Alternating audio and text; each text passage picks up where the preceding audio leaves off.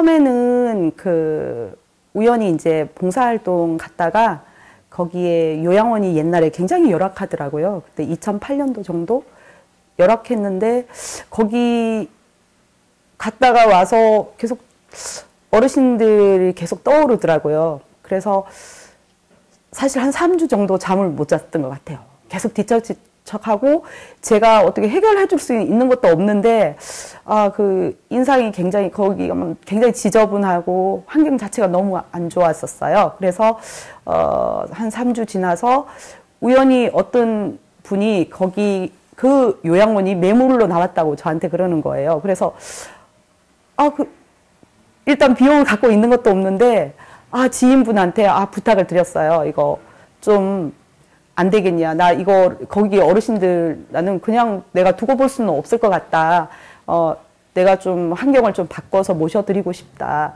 이제 그렇게 해서 이제 인수를 하게 된 거예요. 예, 그렇게 하면서 계약금을 걸고 잔금이 건너가기 전에 조건을 달았어요. 여기 어르신들 환경 인테리어 무조건 다 오늘 계약한 순간부터 하는 걸로 하고 그렇게 해서 이제 그 주방부터 해서 다 그걸 다 부시고 새로 다 했죠. 그게 이제 시작이었던 것 같습니다. 예. 원래 이제 다른 일을 좀 했었죠. 뭐 학원 관련된 일도 하고 그랬는데 원래 나중에 이제 한 50살 넘어서 돈을 벌면 아동복지를 해야 되겠다는 생각은 갖고 있었어요. 그랬고 항상 제가 바쁜 엄마니까 아이들한테 좀 미안하고 그런 부분들이 있기 때문에 나중에 그런 복지 사업을 하면 엄마가 그래도 가슴이 따뜻한 사람이었다라는 것만은 좀 알아줄 것 같고 또 아이들이 또 엄마를 본받을 수도 있겠다라고 생각을 했고요. 그래서 그런데 어떻게 원래 할아버지 할머니들을 원래 좋아했었어요. 어려서부터 좋아했는데 그러게 됐네요. 어떻게 그렇게 이쪽으로 어떻게 아동복지는 이제 못하게 됐고 이 어르신들 모시는 일만 지금 하고 있습니다. 지금은 옛날에 그렇잖아요. 돈을 어떻게 벌었든 간에 잘 써야 된다.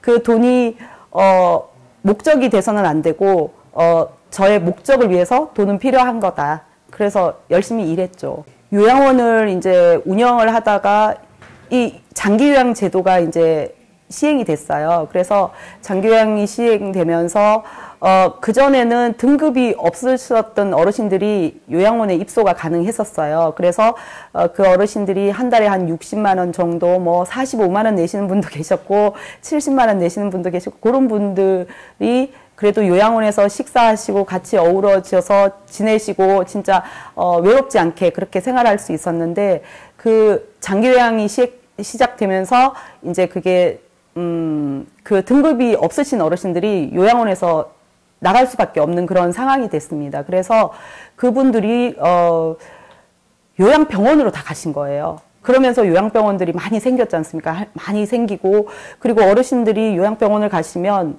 2주 정도 뭐 일주일 아니면 거동을 거의 못 하시게 되고 그런 부분들이 너무 안타까웠고 요양원에 계신 중증 어르신들도 중요하지만 어느 정도만 좀 서비스를 뭐 식사라든가 뭐 빨래 이런 것만 해드리면 그분들이 환자로 살지 않아도 될 거잖아요. 그래서 그런 환경의 시설을 만들고 싶었어요. 그건 누군가는 그거를 만들어서 가고 많이 생기고 많이 양성화 될 거라고 생각을 하고 지금까지 해서 왔는데 그렇지 않는 것 같아요.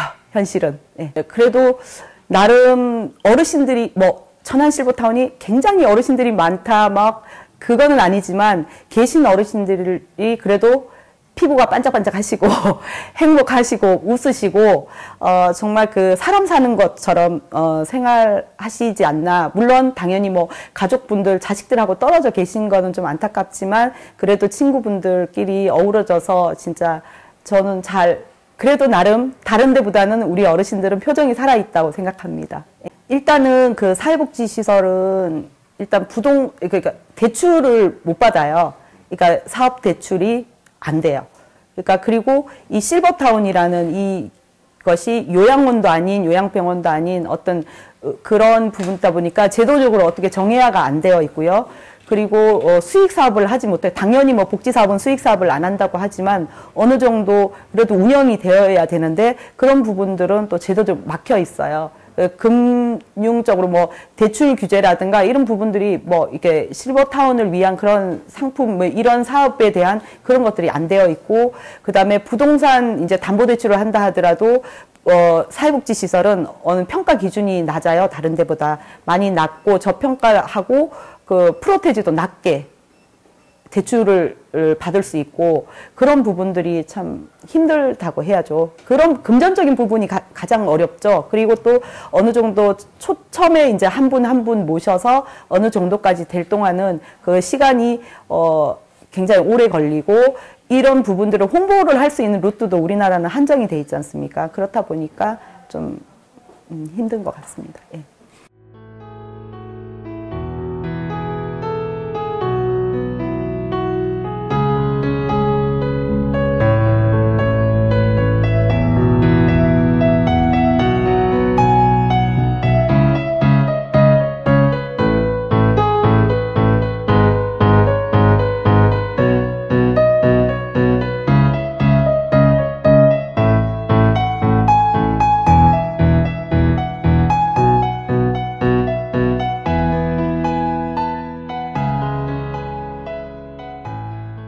저는 뭐 일단은 저희는 이제 어르신들이 생활하시는 환경 무조건 단층을 고집을 해서 여태까지 왔고요.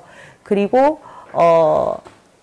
1인실보다는 두 분이 같이 쓰시는 방을 더 선호하고, 저는 근데 뭐 요구하시는 분들 때문에 어쩔 수 없이 드리지만, 그리고 또 저희는 일단 먹거리는 제가 먹을 수 있는 음식이래야 된다. 뭐 파는 거 진짜 출처 불명의 그런 걸 잘 선호하지 않고요.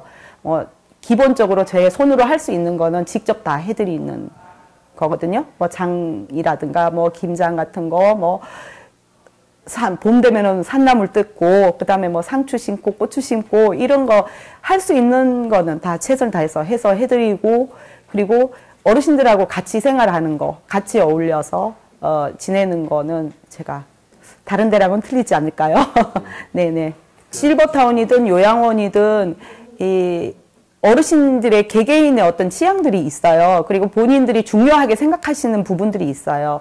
그러면은 어떤 실버타운은 뭐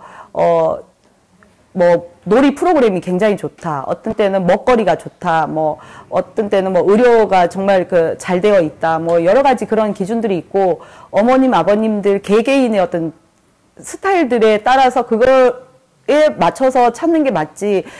보통 이제 보호자들이 알아볼 때는 일단 비용부터 알아보거든요.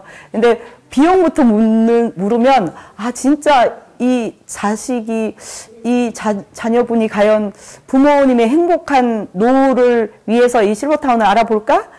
그런 생각이 들어요. 왜 비용부터 물으세요? 저는 그래요.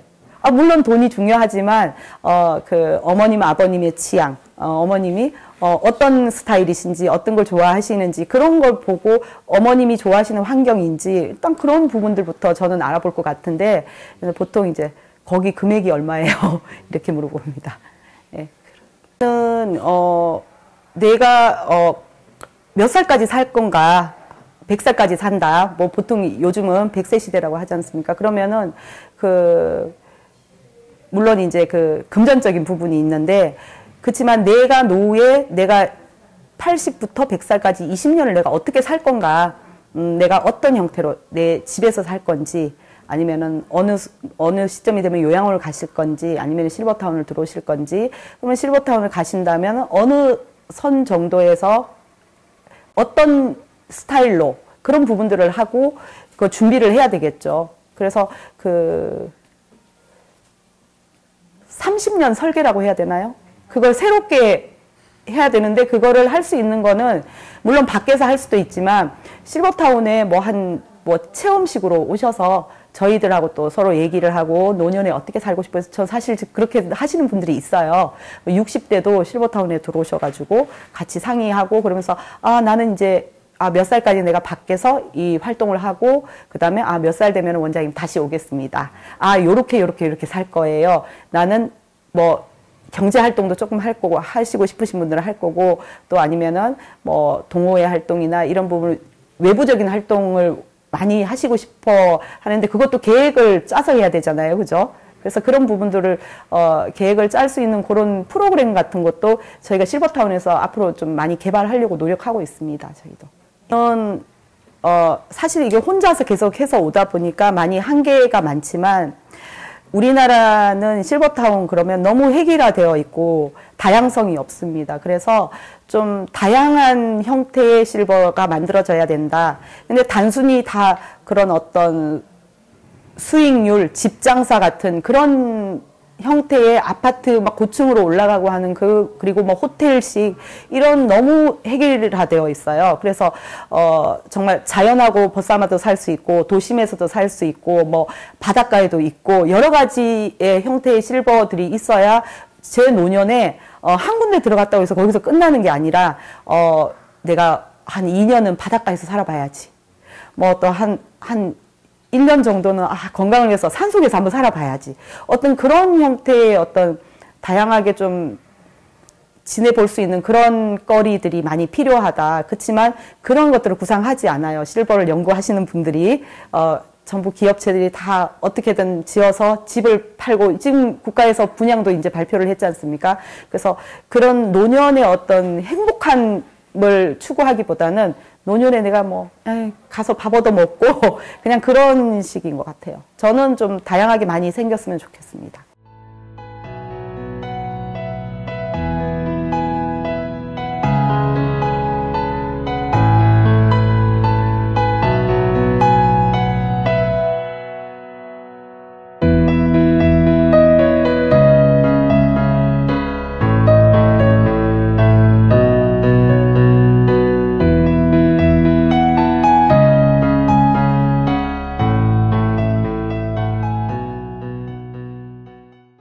우리나라는 실버타운이 많이 획일화되어 있습니다. 다 스타일이 다 비슷비슷해요. 다 빌딩 숲처럼 뭐 호텔식 이렇게 되어 있는데 각 사람마다 자기가 추구하는 행복한 그런 공간들이 틀리고 그리고 또 바뀔 수도 있고 하지 않습니까? 그래서 저는 좀 다양하게 뭐 산을 좋아하시는 분들은 산에서도 한 1년 살아볼 수 있게끔 산속에도 있었으면 좋겠고 또 따뜻한 지역에 남쪽 내려가면은 부산 같은데 이런데 뭐 바닷가 뭐 아니면 남해 쪽 이런 것도 사실은 필요하고 그래서 좀 여러 도심 좋아하시는 분들은 도심 그렇지만 사람이 항상 같은 밥 먹고 살 수는 없잖아요. 그렇기 때문에 노년만큼은 젊은 시절에 정말 자식한테 헌신하고 가족한테 헌신하고 살았으면 노년만큼은 좀 내가 할 수 있는 살고 싶은 대로 정말 그런 보상을 받듯이 그렇게 살았으면 하는 게 제가 바람입니다. 그런 실버타운들이 많이 생겼으면 예 좋겠습니다. 만들어 갈 것이라는 거죠. 예예예. 생겼음이 아니라 그런 좀 저는 여기도 만들어서 이 예예. 어르신들 2년 동안 이렇게 운영할 수 있도록 내가 좀 그렇게 좀 크게 어떻게 만듭니까?